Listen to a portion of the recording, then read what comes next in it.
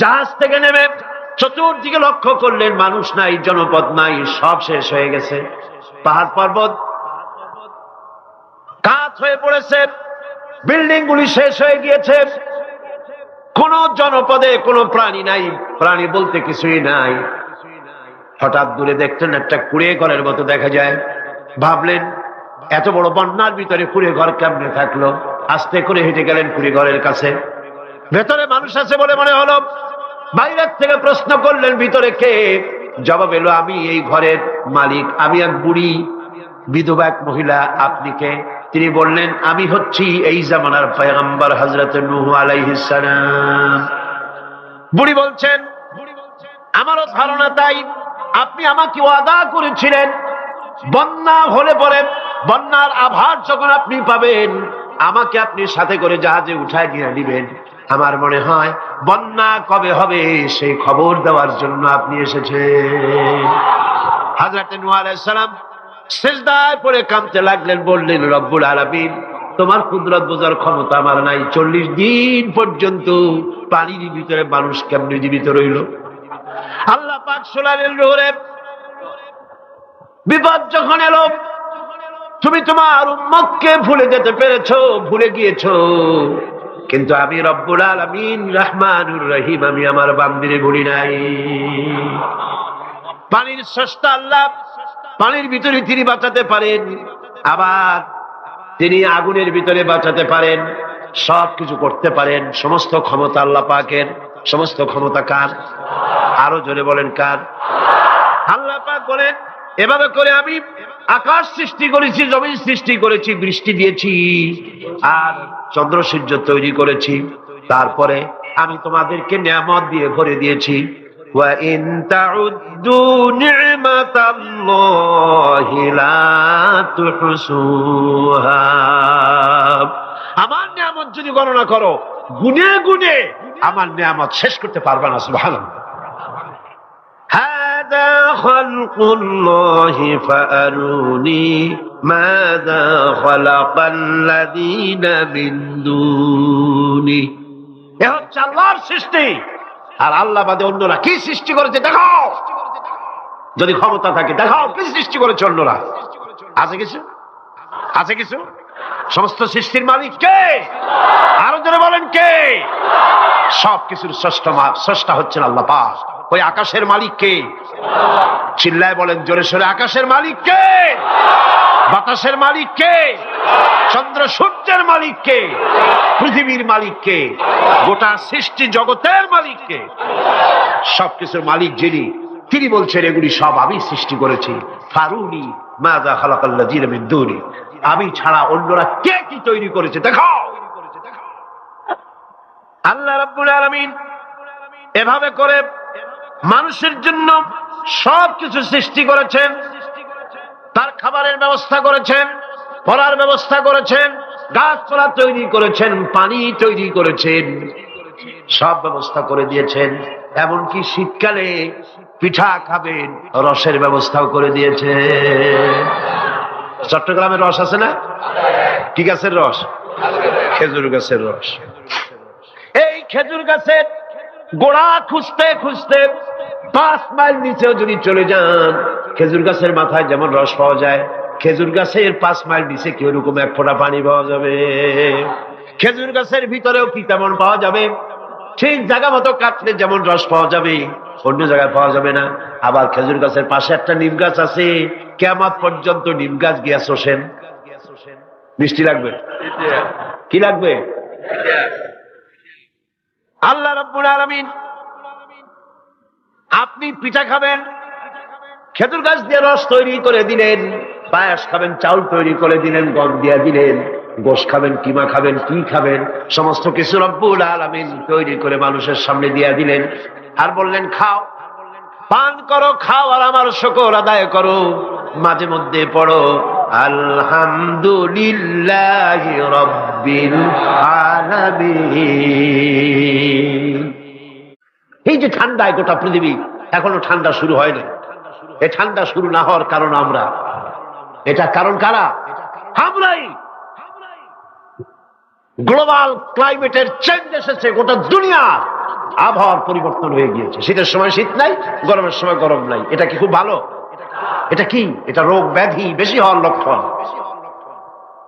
শীত যখন আসে, এত প্রচন্ড শীত, গোটা পৃথিবী যত এসি আছে, সমস্ত শক্তিশালী এসি প্লান্ট একযোগে যদি ছেড়ে দেওয়া হয়, আপনার শীতকালে শীত দেন, তার সহস্র কোটি কোটি ভাগের এক ভাগের শীতও কি পৃথিবীর মানুষ তার যন্ত্রপাতি দিয়ে তৈরি করতে পারবে? পারবে? সূর্য দিয়ে প্রতি মুহূর্তে আল্লাহ পাক যে তাপ দেন, গোটা বিশ্বের সমস্ত আগুন একসঙ্গে যদি জ্বালানো হয়, সেই তাপ কি তৈরি করা সম্ভব হবে?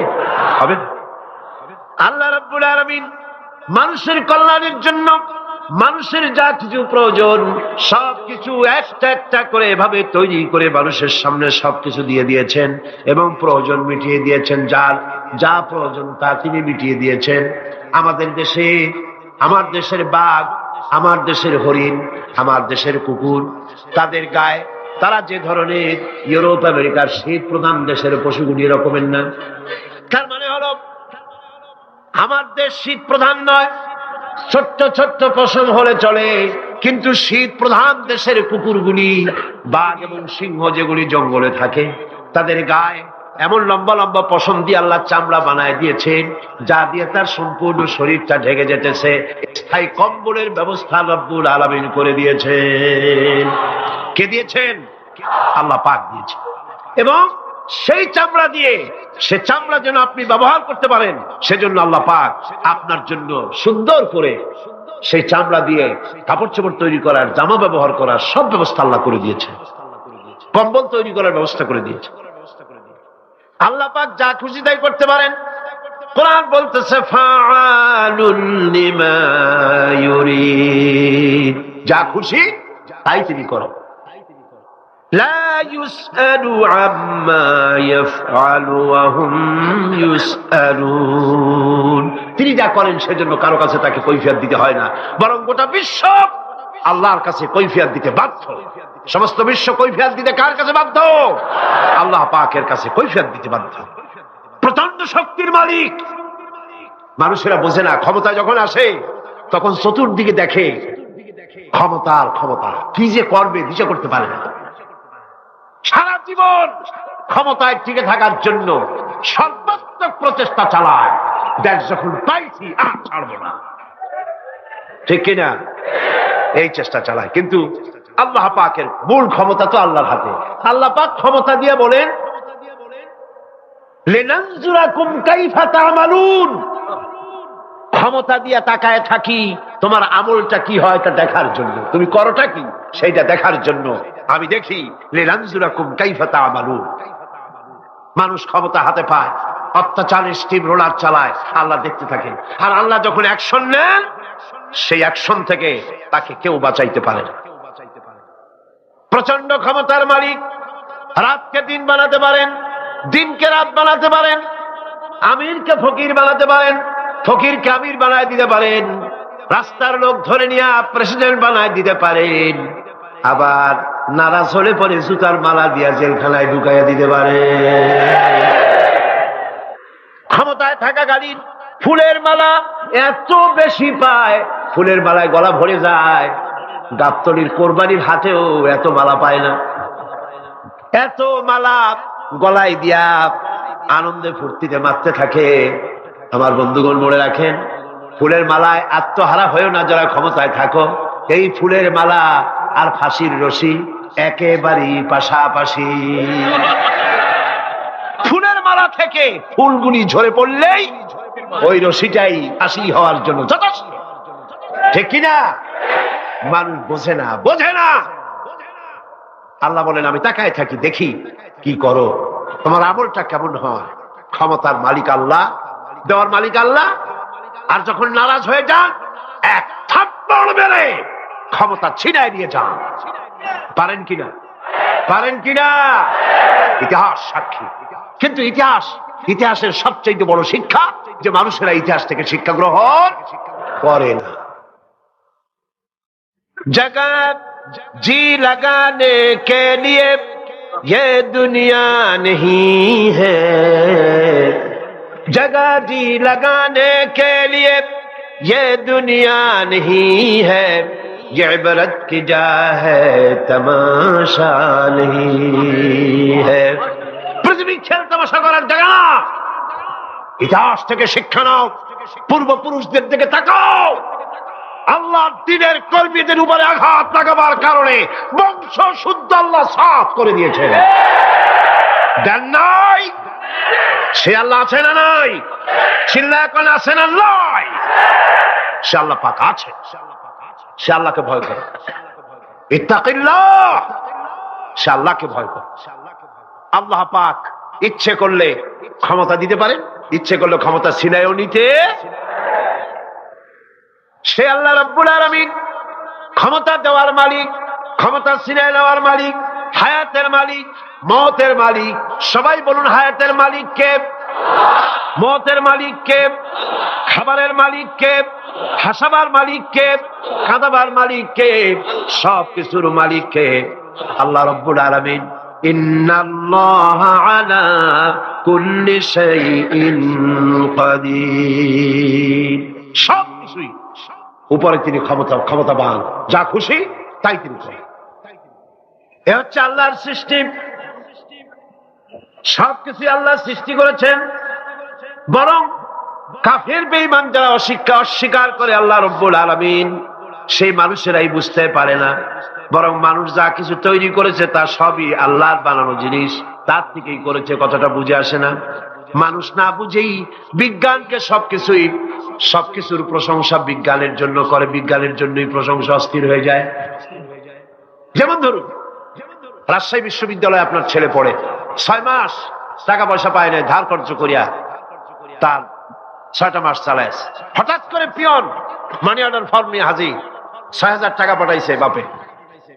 টাকাগুলি নিয়ে সই করে পিয়নের কদমবুসি করে যে, বাবাজি এতদিন পরে টাকা নিয়ে আসছেন, আপনার প্রতি আল্লাহ রহম করুন। এটা বুদ্ধিমান না বেকু? বুদ্ধিমান না বেকু? আরে বেটা, পিয়ন কি তোর বাজান? টাকাকে পাঠিয়েছে, বাবা পাঠিয়েছে, প্রশংসা তার কর। বিজ্ঞানীরা প্লেন বানিয়েছে, বিজ্ঞানীরা গাড়ি বানিয়েছে, বিজ্ঞানীরা কম্পিউটার তৈরি করেছে, প্রশংসা করো সেই আল্লাহ যে আল্লাহ রাব্বুল আলামিন বিজ্ঞানীর মাথায় বুদ্ধি দিয়েছে।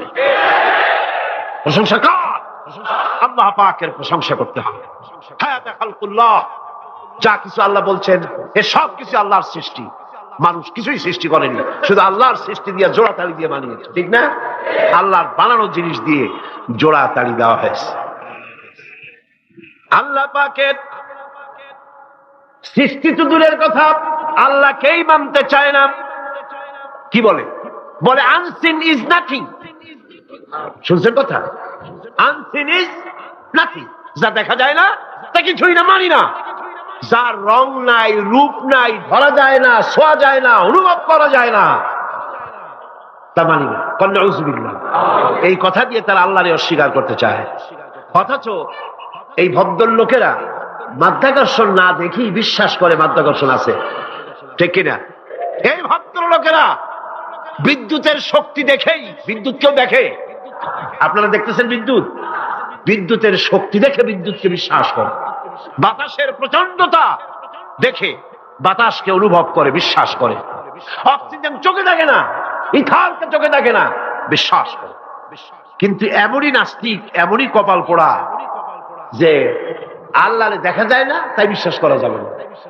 এক নাস্তিকের সাথে হযরত ইমাম আবু হানিফা রাহমাতুল্লাহ আলাইহির এক বিতর্ক অনুষ্ঠান হলো। সেই বিতর্ক অনুষ্ঠানে ইমাম আবু হানিফা রাহমাতুল্লাহ আলাইহি পৌঁছতে বেশ দেরি করলেন। নাস্তিক তখন উপস্থিত জনতাকে বলছে, দেখো তোমাদের ইমাম, তোমাদের ইসলামী চিন্তাবিদ যুক্তিতে দুর্বল, সেই জন্য আসতেছে না। বেশ কিছুক্ষণ দেরি করে তিনি উপস্থিত হলেন। নাস্তিক বলল, আগে আপনি বলেন, আপনি ওয়াদা ভঙ্গ করলেন কেন? সময় মতো আসতে পারলেন না কেন? তিনি জবাবে বললেন, দেখো আমি অনেক দূর থেকে এসেছি, এসে দেখি সামনে নদী, এখন পার হবো কেমনে? কোন নৌকার ব্যবস্থা নাই। হঠাৎ দেখলাম কি এক আশ্চর্য কথা, একটা চারা গজায় উঠলো, ফট করে বিরাট গাছ হয়ে গেল। কই থেকে একটা কুড়াল আসলো, গাছটারে কাজে ভাড়ায় গেল। তারপরে এলো করাত, বানাইলো তক্তা, এরপরে আসলো লোহা, পড়লো হাতুড়ি, হয়ে গেল নৌকা। বাহ কি মজা!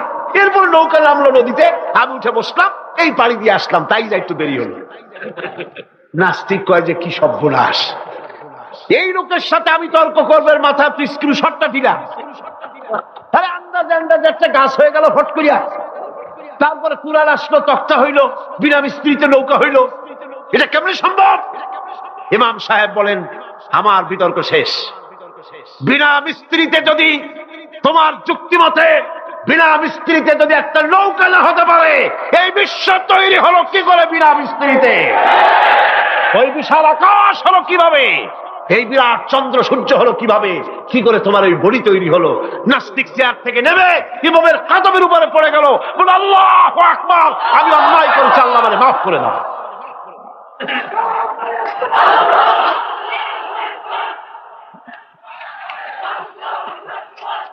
নাস্তিক ঘোষণা করে দিল, লা ইলাহা ইল্লাল্লাহু মুহাম্মাদুর রাসূলুল্লাহ। জোরে সরে বলেন, লা ইলাহা ইল্লাল্লাহু মুহাম্মাদুর রাসূলুল্লাহ। লা ইলাহা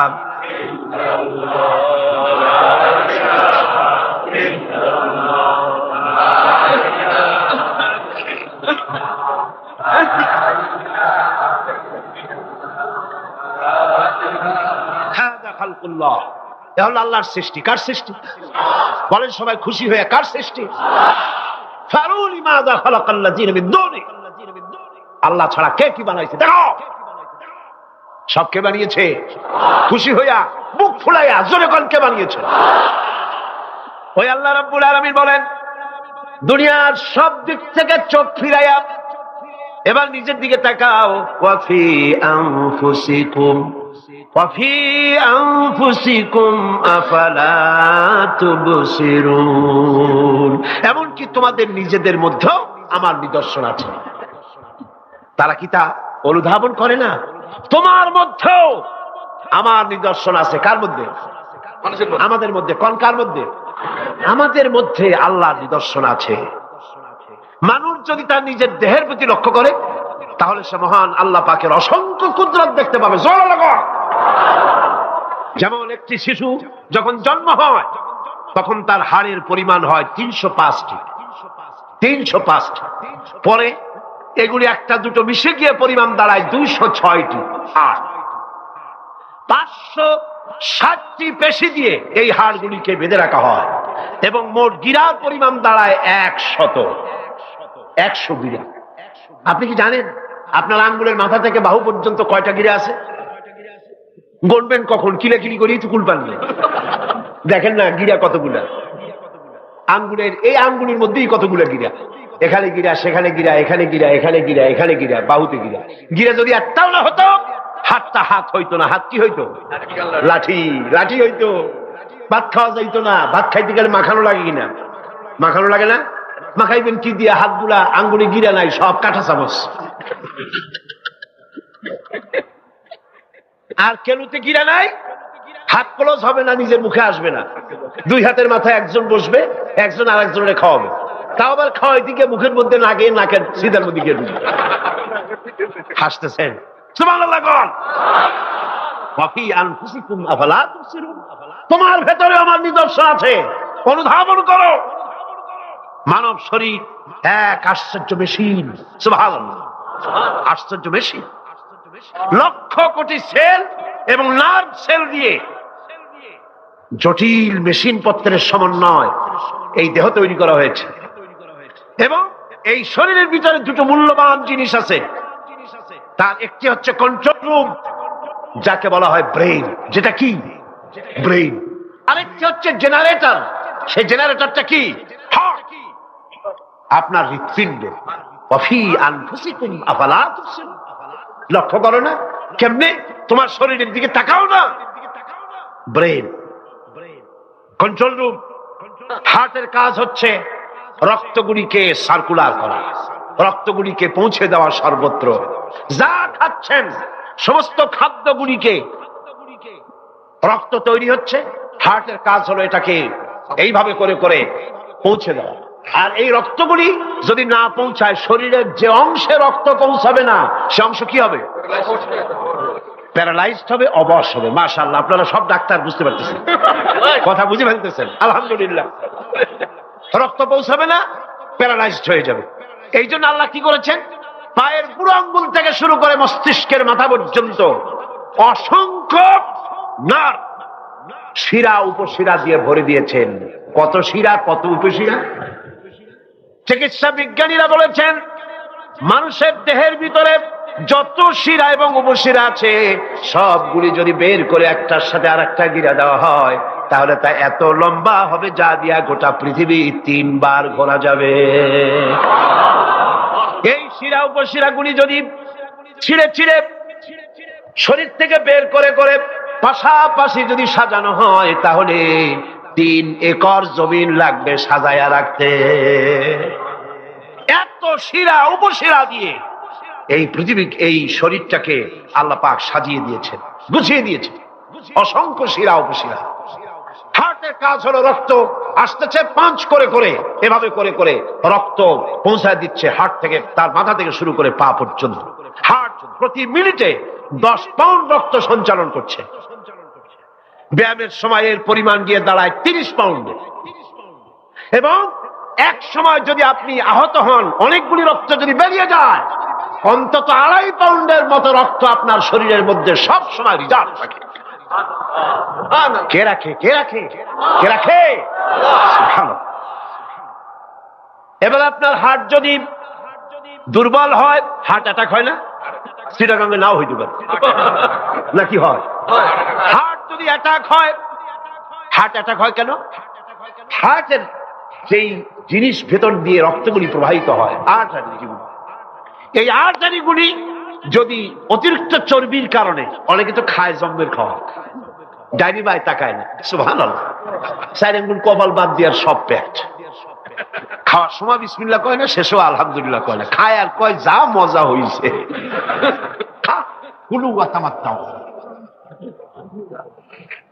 পাইকারি দরে খেলে পরে চর্বি হবে।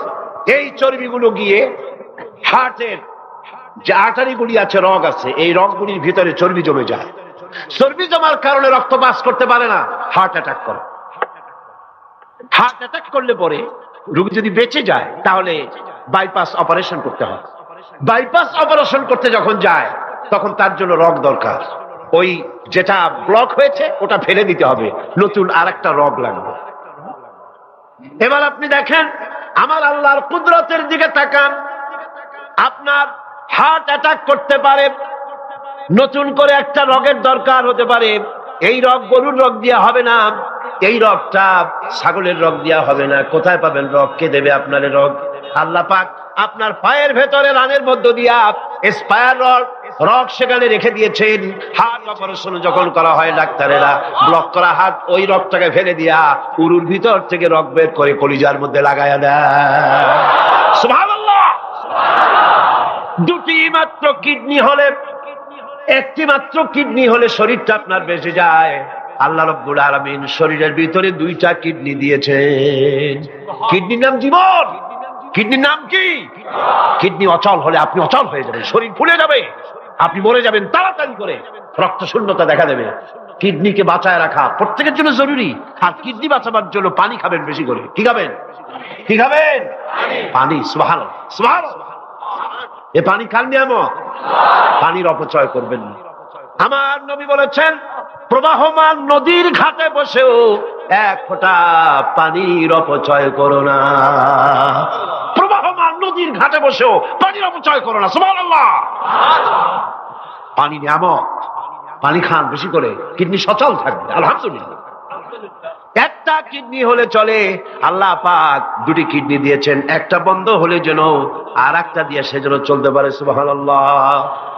মানুষের শরীরের ভেতরে এই পরিমাণ লেমন আছে যা দিয়া একটা ঘর সাদা বানানো যায়, এই পরিমাণ ফসফরাস আছে যা দিয়া 2500 ম্যাচ বানানো যায়। তোমার শরীরের ভিতরে আমার নিদর্শন আছে। মানুষের এই আশ্চর্যজনক দেহটাকে ঢেকে দেওয়া হয়েছে একটি শ্বেতাতপ নিয়ন্ত্রিত চামড়া দিয়া। সেই চামড়াটা 20 বর্গ ফিট। এই চামড়ার ভেতরে রয়েছে অসংখ্য লোমকূপ, অসংখ্য লোমকূপ দিয়ে এই চামড়াটা তৈরি করে দেওয়া হয়েছে এবং এই চামড়া দিয়ে শীত এবং গরম অনুভব করার শক্তি দেওয়া হয়েছে। দুটি চোখ দেওয়া হয়েছে, শ্রবণের জন্য কান দেওয়া হয়েছে। কে তিনি যিনি আমরা চোখ দিয়া নেগেটিভ দেখি? চোখ দিয়া কি দেখি?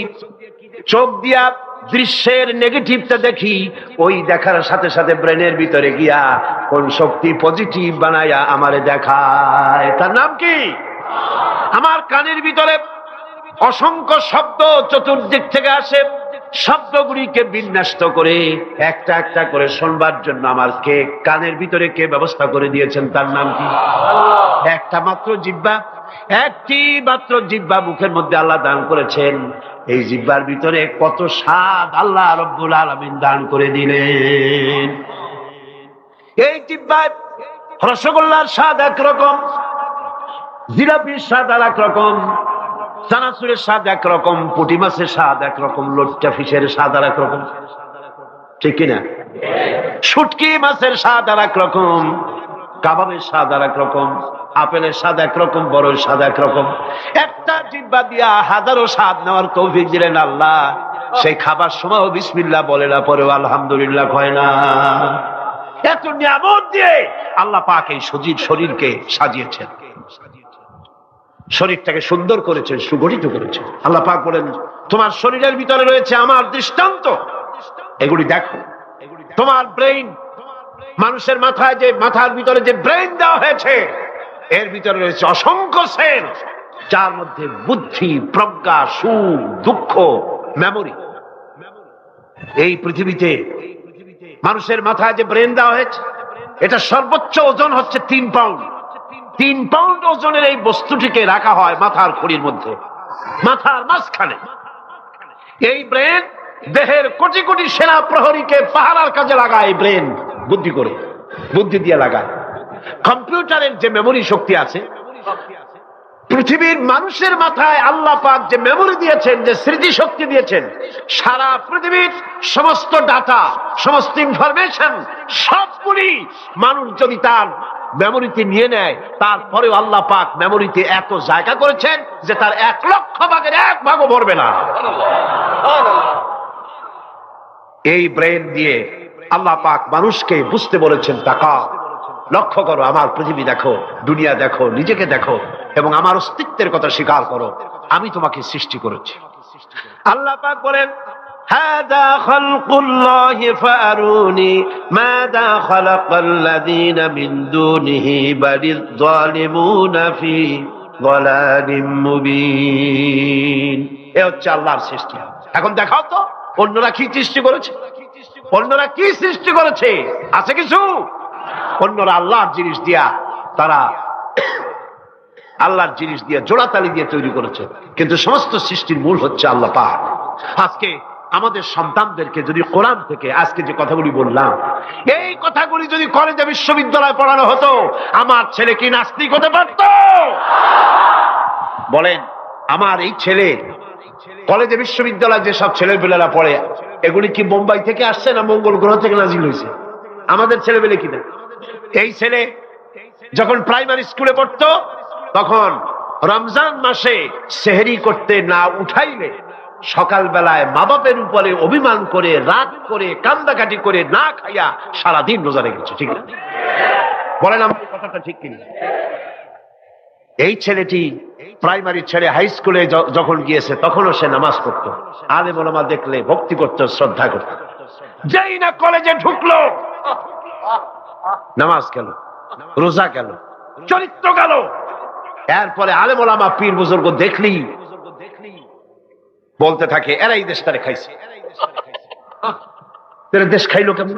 আলেম ওলামারা তারা কি দেশে কখনো ক্ষমতায় গেছে? বলেন গেছে? আলেম ওলামারা তো জীবনে ক্ষমতাই যায় নাই, তারা দেশ খাইলো কি করে? যারা ক্ষমতায় থাকে ওরা খায় না, যারা ক্ষমতায় যায় না ওরা খায় জম্মের খাওয়া। আশ্চর্য কথা, এরাই দেশটারে খাইছে। নামাজ নাই, রোজা নাই, তারপরে বলা শুরু করে আল্লাহ নাই। এরপরে ডুফুর্তি, নো চিন্তা, জেনা, ব্যভিচার, মদ, জুয়া ইত্যাদিতে লিপ্ত হয়ে গেল। আমার সোনার টুকরা ছেলে যেই না গেল বিশ্ববিদ্যালয়, কয়লার টুকরায় পরিণত হয়ে গেল। ঠিক কিনা? এটা কে করলো? কে করলো? করেছে এক শ্রেণীর শিক্ষক নামের কলঙ্ক, যারা শান্তিনিকেতনের গোলাম, যারা মার্কস এবং লেনিনের গোলাম, মাও সেতুংয়ের গোলাম। এই গোলামেরা দুনিয়ার মানুষকে, আমার সন্তানগুলিকে ধ্বংস করে দিল। ইল্লাল্লাহু মুহাম্মাদুর রাসূলুল্লাহ, আল্লাহ ছাড়া কোন ইলাহ নাই, মাবুদ নাই, উপাস্য নাই, তিনি এক, যিনি একক। মুহাম্মদ সাল্লাল্লাহু আলাইহি ওয়াসাল্লাম আল্লাহ প্রেরিত রাসূল। জোরে বলো, আশহাদু আল্লা ইলাহা ইল্লাল্লাহু ওয়াহদাহু লা শারীকা লাহু ওয়া আশহাদু আন্না মুহাম্মাদান আবদুহু ওয়া রাসূলুহু। আমি সাক্ষ্য দিচ্ছি আল্লাহ ছাড়া কোনো ইলাহ নাই, মাবুদ নাই, উপাস্য নাই, তিনি এক, তিনি একক, তার কোনো অংশীদার নাই। আমি আরো সাক্ষ্য দিচ্ছি মুহাম্মদ সাল্লাল্লাহু আলাইহি ওয়াসাল্লাম আল্লাহর প্রেরিত রাসূল এবং তার বান্দা। সকলকে বলো আসসালামু আলাইকুম। এই দুই তরুণ যুবক একটু আগে মুশরিক ছিল, এখন তারা আমাদের তাওহীদি ভাই। এবং আজকের মাহফিলে ছোট্ট ছোট্ট বাচ্চারা যেভাবে মাসুম, এই দুজনও সেইভাবে নিষ্পাপ, বেগুনাহ, মাসুম ঘোষণা করেছেন রাসূল করিম সাল্লাল্লাহু আলাইহি ওয়াসাল্লাম। অর্থাৎ অমুসলিম যখন ইসলাম কবুল করে, মুখে উচ্চারণ করে, মনে প্রাণে বিশ্বাস করে, কালেমায়ে তাইয়্যিবা এবং কালেমায়ে শাহাদাত উচ্চারণ করে, জিন্দেগীর সমস্ত গুনাহ থেকে আল্লাহ পাক মাফ করে দেন। সুতরাং আমি তাদেরকে বুকের সাথে আলিঙ্গন করে সম্মানিত করছি।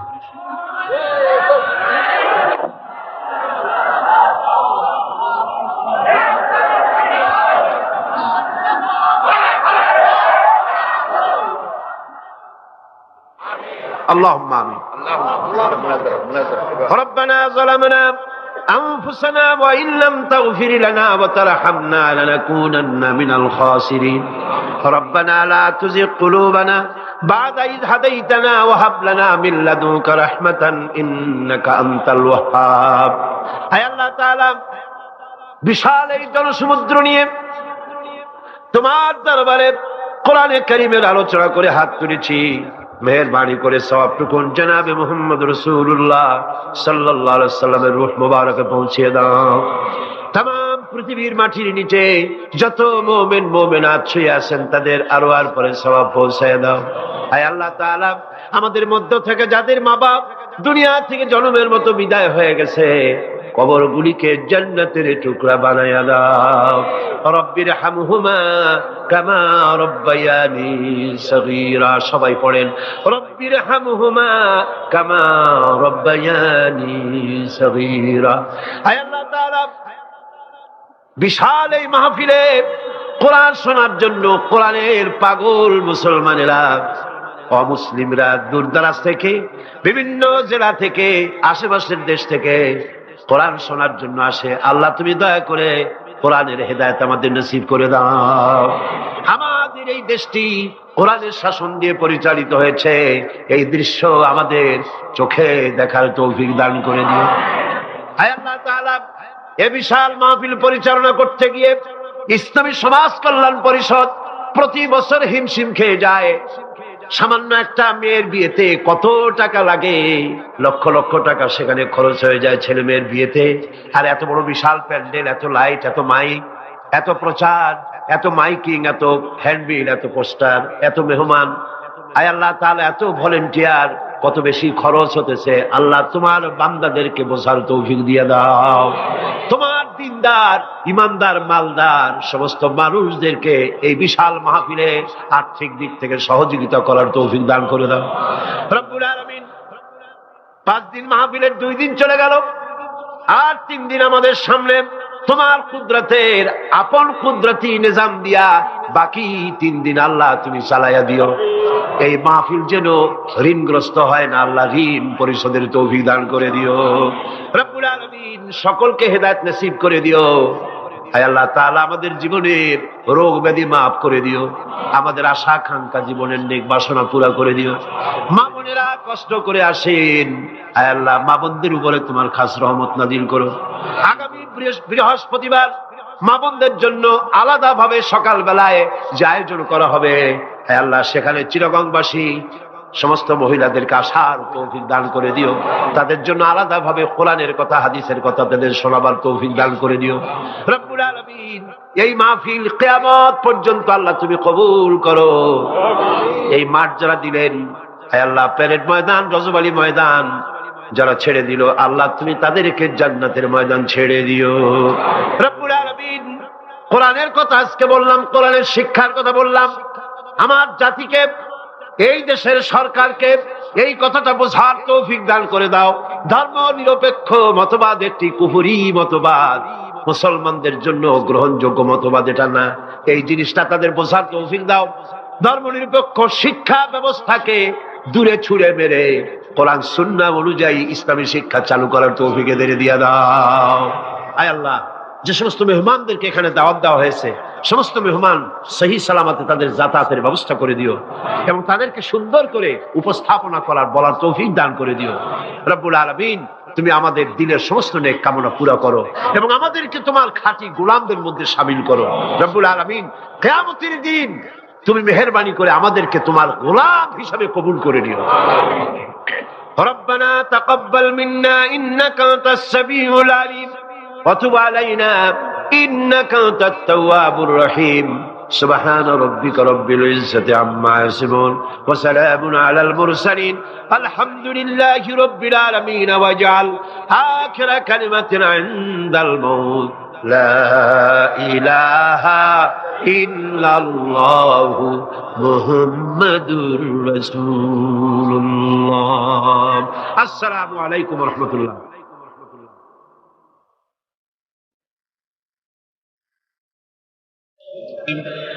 اللهم آمين ربنا ظلمنا أنفسنا وإن لم تغفر لنا وترحمنا لنكونن من الخاسرين أي الله تعالى 5 দিন ব্যাপী তাফসীরুল কোরআন মাহফিল ইসলামী সমাজ কল্যাণ পরিষদ চট্টগ্রাম কর্তৃক আয়োজিত এই প্যারেড ময়দানে আজকের এই দ্বিতীয় দিবসে বিশাল মাটির নিচে যত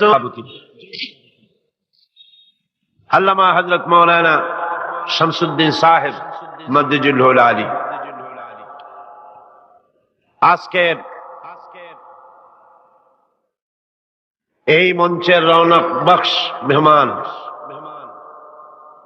আন্তর্জাতিক খ্যাতি সম্পন্ন মুফাসসির কোরআন শাইখুল হাদিস আল্লামা হযরত মাওলানা আবুল কাসিম মুহাম্মদ সিফাতুল্লাহ দামাত বারকাতুহুল আলিয়া হাজারাত উলামায়ে কেরাম সম্মানিত সুধী মণ্ডলী সুপ্রিয় সাংবাদিক বৃন্দ সম্মানিত উপস্থিতি পর্দার আড়ালের মা এবং বোনেরা আসসালামু আলাইকুম ওয়া রাহমাতুল্লাহি ওয়া বারাকাতুহু মহান আল্লাহ রব্বুল ইজ্জত ওয়াল জালাল তার দরবারে লাখো কোটি শুকরিয়া আদায় করি যে মহান আল্লাহ পাক একটানা 20 বছর পর্যন্ত ইসলামী সমাজ কল্যাণ পরিষদ কর্তৃক আয়োজিত তাফসীরুল কোরআন মাহফিলের আজকের এই দ্বিতীয় দিবসে দয়া পরবশে মেহেরবানি করে আমাদেরকে শরীক হওয়ার তৌফিক ইনায়েত করেছেন। তার দরবারে হৃদয়ের সবটুকু আবেগ উজাড় করে আমরা শুকরিয়া জ্ঞাপন করছি। আমরা পড়ছি আলহামদুলিল্লাহ, জোরে সোরে মোহব্বতের সাথে একযোগে সবাই পড়েন আলহামদুলিল্লাহ।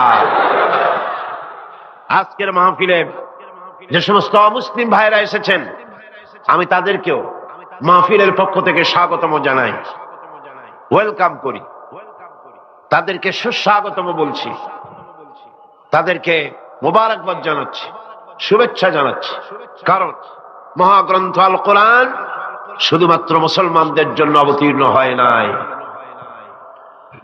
সমগ্র মানব জাতির কল্যাণের জন্য দিক নির্দেশনা এবং বিশ্ব মানবতার মুক্তির জন্যই পবিত্র কোরআন আল্লাহ রাব্বুল আলামিন এই পৃথিবীর বুকে অবতীর্ণ করেছেন। মহাগ্রন্থ আল কোরআন একমাত্র সেই বিশ্বগ্রন্থ, সেই মহাপবিত্র গ্রন্থ যার মধ্যে জাতি, ধর্ম, বর্ণ, দল, মত, নারী, পুরুষ নির্বিশেষে গোটা বিশ্বের মানুষের জন্য যা কিছু সুন্দর, যা কিছু সত্য, যা কিছু নান্দনিক, যা কিছু কল্যাণ, সবকিছু খুলে খুলে বলা হয়েছে। কোরআন, গতকাল আমি বলেছি, মহাবিশ্বের মহাবিস্ময়, এমন এক কিতাব গোটা পৃথিবীর কারো কাছে নাই। এমন একখানা মহাবিস্ময় বিশ্বের জন্য, যার ভেতরে সমস্ত কথা আল্লাহ পাক বলে দিয়েছেন। তিবিয়ানান লিকুল্লি শাই, সবকিছুকে খুলে খুলে আল্লাহ পাক বয়ান করেছেন। আলহামদুলিল্লাহ। এর ভেতরে রয়েছে বিজ্ঞান, দর্শন, ইতিহাস, খতত্ব, ভূতত্ত্ব, নৃতত্ত্ব, রয়েছে বোটানি, জুলজি, রয়েছে অ্যানাটমি, সার্জারি, বোটানিক্যাল ব্যাপার স্যাপার, political science, philosophy, medical science, কি নাই? স্বরাষ্ট্রনীতি, পররাষ্ট্রনীতি, যুদ্ধ, সন্ধি, চুক্তি, উত্তরাধিকার আইন, মিরাসি আইন যাকে বলা হয়, ফৌজদারি দণ্ডবিধি, জীবন, সমাজ, রাষ্ট্র, ইহকালের শান্তি, পরকালের মুক্তি, যা কিছু প্রয়োজন সব কিছুকেই আল্লাহ পাক এই কোরআনে কারীমের মধ্যে মানুষের জন্য হাদিয়া হিসেবে, সর্বশেষ সর্বশ্রেষ্ঠ নিয়ামত হিসেবে বিশ্ববাসীর জন্য দান করেছেন। সুবহানাল্লাহ। আজ সৌভাগ্যবান জাতি পৃথিবীর এই মুসলমান, পৃথিবীর মানুষ, পৃথিবীর শ্রেষ্ঠ সৌভাগ্যবান জাতি মুসলমান, যেহেতু কোরআন তাদের কাছে আছে। আমি কথা মনে প্রাণে বিশ্বাস করি, হয়তো আপনারা আমার সাথে একমত হবেন। আমাদের দেশের কলেজ, বিশ্ববিদ্যালয়গুলিতে মাদ্রাসা শিক্ষার মতো কোরআন হাদিসকে যদি বাধ্যতামূলক করে 30 পারা কোরআন শরীফের তাফসীর পড়ানো হতো, যদি 6খানা বিশুদ্ধ হাদিসে প্রতিটি হাদিস অর্থ এবং ব্যাখ্যা সহকারে পড়ানো হতো, তাহলে শিক্ষাঙ্গনগুলি থেকে ডাকাত, দর্শনকারী, চোর, মাস্তান, চাঁদাবাজ বেরোতো না। শিক্ষাঙ্গনগুলি থেকে বেরোতো কি? শিক্ষাঙ্গনগুলি, কলেজ, বিশ্ববিদ্যালয়গুলি আমাদেরকে উপহার দিত খান জাহান আলী, উপহার দিত শাহ আমানত, শাহ মখদুম, উপহার দিত শহীদ তিতুমির, সালাউদ্দিন আইয়ুবী, জামালউদ্দিন আফগানির মতো দেশ প্রেমিক নেতা, বিশ্বজোড়া নেতা, উপহার দিয়ে দেশকে তারা ধন্য করে দিত। ওনারা বলছেন মাদ্রাসা শিক্ষার প্রয়োজন নাই, ধর্ম শিক্ষার প্রয়োজন নাই। এ ব্যাপারে কিছু সংখ্যক শিক্ষক নামের কুলাঙ্গা, তারা রিপোর্ট, চিঠিপত্র, সেমিনার করে করে শিক্ষা মন্ত্রণালয় এবং প্রধানমন্ত্রীর কাছে রিপোর্ট পাঠাচ্ছেন। মুসলমান নামের কলঙ্ক, শিক্ষক নামের কুলাঙ্গা, ঠিক কিনা কর? আজ পর্যন্ত এই পৃথিবীতে সত্য, সত্যবাদিতা, সততা, ন্যায়নিষ্ঠা, চরিত্র, ভদ্রতা, ভালোবাসা, পরোপকার, ভালো ভালো গুণাবলী পৃথিবীতে যতটুকুন অবশিষ্ট আছে, অবশ্যই মাদ্রাসা শিক্ষার কারণেই আছে, অবশ্যই তা কোরআন এবং হাদিসের শিক্ষার কারণেই আছে। সুতরাং আজ দেশ থেকে অন্যায়, অসত্য এবং সন্ত্রাস, ধর্ষণ, চাঁদাবাজি, মাস্তানি, সুদ, ঘুষ যদি বন্ধ করতে হয়, ইসলামী শিক্ষা বাধ্যতামূলক করতে হবে, এর কোনো বিকল্প নাই। ইসলামী শিক্ষার বিরুদ্ধে যারা উঠে পড়ে লেগেছেন, তাদের জানতে হবে আপনারা এই দেশের জনগণের রিভিনিউ দিয়া, এই দেশের 12 কোটি মুসলমানের রক্তার্জিত পয়সা দিয়ে আপনার বউর পরনের শাড়ি পেঁচানো হয়েছে। এদেশের 12 কোটি মুসলমানের রক্তার্জিত পয়সা দিয়ে আপনার গাড়ির চাকা ঘোরে। আপনার বাড়িতে এসি, টিভি, আপনার বাড়িতে সুখ সৌন্দর্য যা কিছু আছে, এদেশের মুসলমানদের রক্তের বিনিময়তা আছে। সুতরাং ভারতকে খুশি করার জন্য ইসলামী শিক্ষার বিরুদ্ধে যে ষড়যন্ত্র চালু হয়েছে, সেই ষড়যন্ত্রের বিরুদ্ধে সকল জাতিকে, জাতি ধর্ম নির্বিশেষে ঐক্যবদ্ধ হয়ে প্রতিবাদ গড়ে তুলতে হবে, প্রতিরোধ গড়ে তুলতে হবে।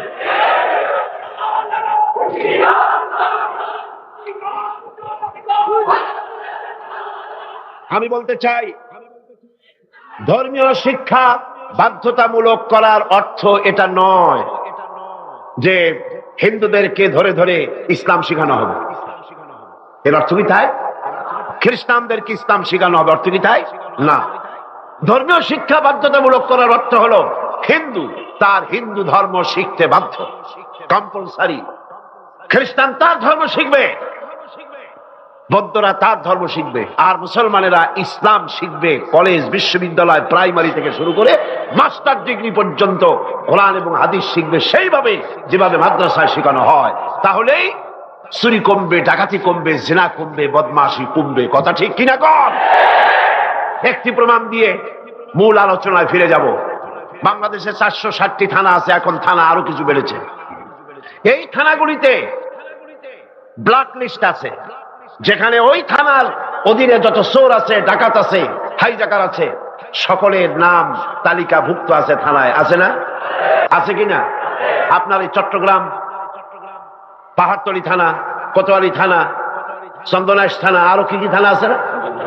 হ্যাঁ, ডবল এক্স, ডবল মুরিং থানা আছে, এই সমস্ত সাতকানিয়া থানা আছে। এই সমস্ত থানায় আপনি চেক করেন, ওসি সাহেবকে বলেন আপনার এই থানায় বিগত 26 বছরের ব্ল্যাক লিস্টটা দেখান। যেই লিস্টিতে আপনার থানার চোর, ডাকাত, জেনাকার, বদমাশ, ছিনতাইকারী, মাস্তান, চাঁদাবাজ, ধর্ষণকারী যাদের লিস্ট আছে, ওই লিস্ট আমাকে একটু দেন। দেখুন 26 বছরের এই লিস্টের ভিতরে মৌলানা সাহেবের নাম আছে কয়টা? হাফেজে কোরআনের নাম আছে কয়টা? মাদ্রাসা শিক্ষকের নাম আছে কয়টা?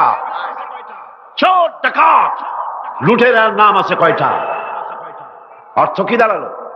অর্থ দাঁড়ালো এই মাদ্রাসা শিক্ষা জাতিকে উপহার দেয় সৎ এবং চরিত্রবান নাগরিক। কলেজ, বিশ্ববিদ্যালয়কে আমি খারাপ বলি না, পাত্র তো নিশ্চয়ই ভালো, এ মাইক তো অবশ্যই ভালো, তাফসীর হবে ভালো, বক্তব্য হবে ভালো, জাতি গঠনের কথা হবে ভালো, কিন্তু অশ্লীল গান যখন এটা দিয়ে প্রচার হবে তখন মাইক খারাপ না যে গায় সে খারাপ? তাহলে কলেজ, বিশ্ববিদ্যালয় নিশ্চয়ই খারাপ নয়। কলেজ, বিশ্ববিদ্যালয় পবিত্র শিক্ষাঙ্গন, অপবিত্র দুষ্ট হচ্ছে সেই সরকার যে সরকার কলেজ, বিশ্ববিদ্যালয় থেকে ভালো চরিত্রবান ছাত্র তৈরির জন্য শিক্ষানীতি ইসলামী করে না। আল্লাহ রাব্বুল আলামিন এই জাতিকে সুমতি দান করুন বলি আমিন। কোরআন কি শিখায়? আসুন কোরআনের কাছে যাই। কোরআনের শিক্ষানীতিই আমরা আসছি, সেদিকে সরকারকে বুঝাতে চাই। নিশ্চয়ই সরকারের কেরামন কাতিবিনরা এখানে ঘোরাফেরা করতেছেন, আছে না? ভালো করে লিখেন, উল্টা পাল্টা করে লিখবেন না, যেহেতু কলম বুমেরাং হতে সময় লাগে না, সময় লাগে না। যেটা বলি সেটাই লিখেন, সরকারকে জানিয়ে দেন দেশের জনগণ কুদরতে খোদা শিক্ষা কমিশন রিপোর্টকে ধিক্কার দেয়, থুথু নিক্ষেপ করে। এদেশের 12 কোটি জনগণ তারা চায় এই কোরআনের শিক্ষা। কিসের শিক্ষা? কোরআনের শিক্ষা।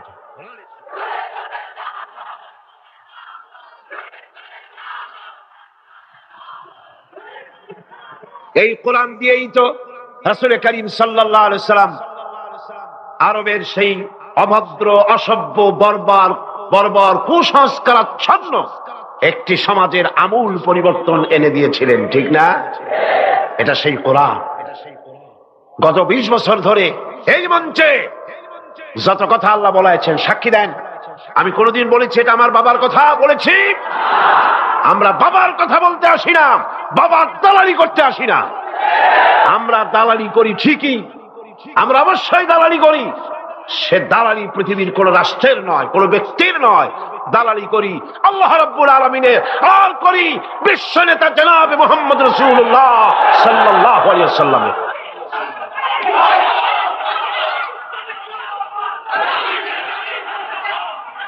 এই দালালি যদি অপরাধ হয়, এই দালালি যদি অপরাধ হয়, তাহলে এই অপরাধের জন্য ফাঁসির মঞ্চে চড়তে রাজি আছি। আল্লাহর কথা, রসুলের কথা বলতেই থাকবো ইনশাআল্লাহ। আল্লাহ যেন সে তৌফিক আমাদের দেন।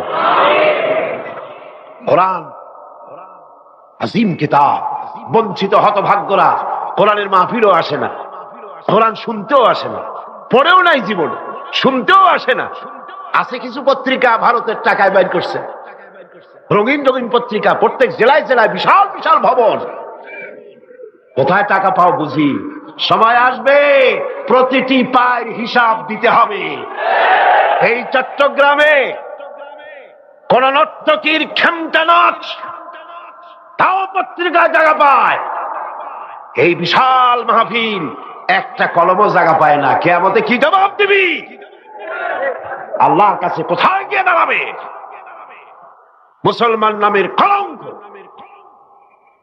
সাংবাদিক নামের কলঙ্ক, যারা কোরআনের মর্যাদা দিতে জানে না, আর যারা জানে তাদের উপর আল্লাহ রহমত নাজিল হোক। জোরে বলেন আমিন, জোরে বলেন আমিন। আর যারা সাংবাদিকতার মুখে কালিমা লেপন করে ভারতের পা চাটা গোলাম হয়েছে, আল্লাহ তাদেরকে হেদায়েত নসিব করে দিন। ভারত তোমারে বাঁচাবে না, ভারতের টাকা বাঁচাতে পারবে না। যখন গজব আসবে টেলিফোন করে তোমার বাবাজিরে খবর দেবারও সময় পাবা না। কোরআনের কাছে আসো, কোরআন তোমাকে মুক্তি দেবে। কে মুক্তি দেবে? কোরআন। বিজ্ঞানে ভরা, রাষ্ট্রবিজ্ঞানে ভরা। কে বলেছে কোরআন তাবিজ তদবিরের কিতাব? না, এটা তাবিজের কিতাব নয়, এটা তদবিরের কিতাব নয়, এটা ঝাড়ফুঁকের কিতাব নয়, এটা সংবিধান। এটা কি? এটা কনস্টিটিউশন। এটি গোটা বিশ্বের সমস্ত মানব মণ্ডলীর চালিকা শক্তি, গোটা রাষ্ট্র পরিচালনার, গোটা দুনিয়া চালাবার শক্তি প্রদান করে, মানুষকে জীবনী শক্তি দান করে যে জিনিস, তার নাম কোরআন। তার নাম কি? আসেন সেই কোরআন থেকেই আলোচনা করি। পড়েন আমার সাথে, শয়তান দূর করে দেওয়া হোক। শয়তানে যাতে ওয়াসওয়াসা দিতে না পারে। কে শিখাই দিচ্ছেন আমাদের? আল্লাহ। পড়েন। আউযু বিল্লাহি মিনাশ শাইতানির রাজীম। বিসমিল্লাহির রাহমানির রাহিম। বিতাড়িত মরদুদ শয়তানের ওয়াসওয়াসা থেকে আল্লাহর কাছে পানা চায়। পরম করুণাময় আল্লাহর নামে শুরু করছি। خلق السماوات بغير عمد ترونها وألقى في الأرض رواسي أن تميد بكم وبث فيها من كل دابة وأنزلنا من السماء ماء فأنبتنا فيها من كل زوج كريم هذا خلق الله فأروني ماذا خلق الذين من دونه بل الظالمون في ضلال مبين صدق الله। নবী বলুন, আমি তোমাদের মতো মানুষ, আমার উপরে ওহী আসে। ইন্নামা আনা বাশারুম মিসলুকুম, তোমাদের মতো মানুষ। একটু ভালো করে বিষয়টা বোঝেন। আরো বলেছি আমি, আজকে আবার স্মরণ করায় দেই। আল্লাহ শিখাই দিচ্ছেন, বলুন আমি তোমাদের মতো মানুষ, ফেরেশতা নই, জিন নই, আমার কাছে ওহী আসে। পার্থক্য এখানে। তবে আরো পার্থক্য আছে, সেটা হচ্ছে আমরা হচ্ছি সাধারণ মানুষ, নবীরা হচ্ছেন অসাধারণ মানুষ। সুবহানাল্লাহ। আমরা হচ্ছি মানব, রাসূল আল্লাহর পয়গম্বররা হচ্ছেন মহামানব। কথা বুঝে আসছে? তার মানে হলো আমরা সাধারণ মানুষ। সাধারণ মানুষেরা গুনাহ করতে পারে, ভুল করতে পারে, সব রকমের গুনাহ করতে পারে। নবীরা কোনো গুনাহ করতে পারেন না। আল্লাহ পাক তাদের দিয়ে গুনাহ করান না। আল্লাহ পাক ফেরেশতা দিয়ে, আপন কুদরত দিয়ে নবীদেরকে হেফাজত করেন। সুবহানাল্লাহ। সুতরাং এই কথা বিশ্বাস করতে হবে, সমস্ত নবীরা হচ্ছেন মানুষ। নবীদের আদর্শই কেবলমাত্র আদর্শ, সেই আদর্শকেই গ্রহণ করতে হবে, তাকেই একমাত্র নেতা হিসাবে গ্রহণ করতে হবে। আবার নেতা বলতেও রাজি না। মুশকিল কি এক জায়গায়? কয় যে নেতা বলা যাবে না। কেন? কয় যে ওই যে মানুষেরা বলে, স্লোগান দেয়, আমার নেতা, তোমার নেতা, অমুক তমুক হ্যান ত্যান, তো এগুলির সাথে নবীরে মিশানো এটা ঠিক না। আচ্ছা, নবীরে নেতা কব না, কবটা কি? নবী কি হয় নেতা হবে, না হয় অনুসারী হবে, এর বাইরে তো কিছুই নাই। হয় ইমাম, না হয় মুক্তাদি। বাইরে কি? বাইরে তো নাই কিছু। সুতরাং নবীকে মুক্তাদি হবে, নবীকে অনুসারী হবে? নিশ্চয়ই হাজার বার নবী হচ্ছেন ইমাম, নবী হচ্ছেন নেতা। আমরা যখন আরবিতে বলি, ওনারা নিজেরাও আরবিতে বলেন, তখন কোনো আপত্তি হয় না। আল্লাহুম্মা সাল্লি আলা সাইয়্যিদিনা মুহাম্মদ। সাইয়্যিদিনা মানে হচ্ছে আমাদের লিডার, আমাদের নেতা। সাইয়্যিদিনা যখন বলে তখন আপত্তি করে না, কিন্তু আমাদের নেতা বললেই আপত্তি করেন। বাংলা ভাষা, বাংলাদেশি মানুষ হইয়া বাংলা ভাষার প্রতি এই গভীর জ্ঞান দেখলে দুঃখই হয়। বন্ধুগণ, মনে রাখতে হবে, নবী হচ্ছেন মাসুম, বেগুনাহ এবং নেতা। আর মুহাম্মদ সাল্লাল্লাহু আলাইহি ওয়াসাল্লাম হচ্ছেন বিশ্ব নেতা, এটা কোনো সন্দেহ নাই। এই নবীর অনুসরণ করতে হবে। সিদ্দিকিন হচ্ছে সত্যকে যারা উদার, উন্মুক্ত, অকুণ্ঠ চিত্তে, দ্বিধাহীন ভাবে যারা গ্রহণ করেছে, এর বিপরীত যারা করেই নাই, তারাই হচ্ছেন সিদ্দিকিন। হযরতে, যেমন একটা দৃষ্টান্ত, হযরতে আবু বকর সিদ্দিক রাদিয়াল্লাহু তাআলা আনহু, মেরাজ থেকে হুজুর ফিরে এসেছেন সকালবেলায়।